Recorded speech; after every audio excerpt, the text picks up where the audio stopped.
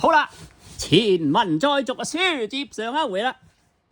哇！嗰個黑夫型女人啊，而家講到嗰個男嘅當事人講到第4條咯，佢持續咁向佢原生家庭隱秘輸送利益，並且系統性咁抹黑佢本人。第一，佢本人原本係對女方合理照顧其原生家庭冇任何異議，而且支持，持續咗10幾年。哇！咁正常啊，呢啲係嘛，冇問題啊。一個組織得家庭，即係配偶，特別一個女人，即係華人嘅思想體系，屌好似即係講就講啦，好似好閪偉大定點樣啊？一方面即係又話女性又話咩出嫁從夫，一方面而家又中晒毒，又話咩什麼咩女權主義，屌你老味！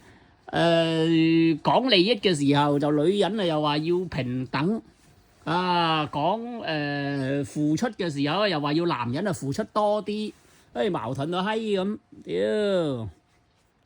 好啦，咁啊第2點，但係女方咧及佢嘅原生家庭咧就本末倒置，抹黑同埋矮化佢嘅人格喎。呢個男人話呢個當事人話，咁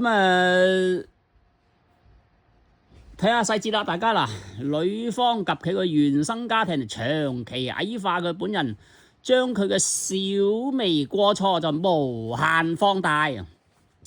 女方不僅本末即係不僅未制止啊，而且反而配合對佢本人咧就係本末倒置咁抹黑、歪曲事實、冤枉佢，同時咧就向2個女兒灌輸不利嘅言論，刻意醜化佢本人喺家庭中嘅角色同埋付出。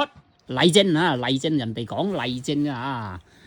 多年前有一次家庭嘅瑣事爭執之後，嗰個男人咧飲少少酒，話烈酒喎。呢個男人應該佢又講到少少嗱，微醉、微酒意自行上床休息，口中帶有責備咁一般嘈咗交咁，屌呢個男人已經唔係佢外家嗰種。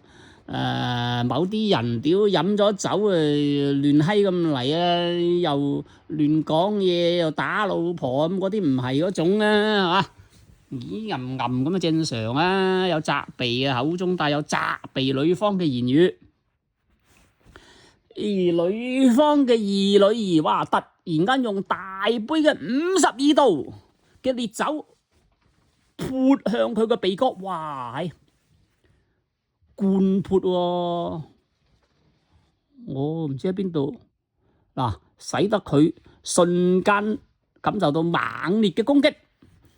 嗰個人咧，即係當事人咧就追打啦。咁一般正常咧，憤怒拋出個酒樽，可能攞翻個酒樽掟柒佢吧。咁啊冇掟中。然而女方同埋佢個2女就將件事咧就描述為嗰個男人對家庭成員施暴，強調嗰個男人應該承擔家暴嘅責任，甚至報警指控。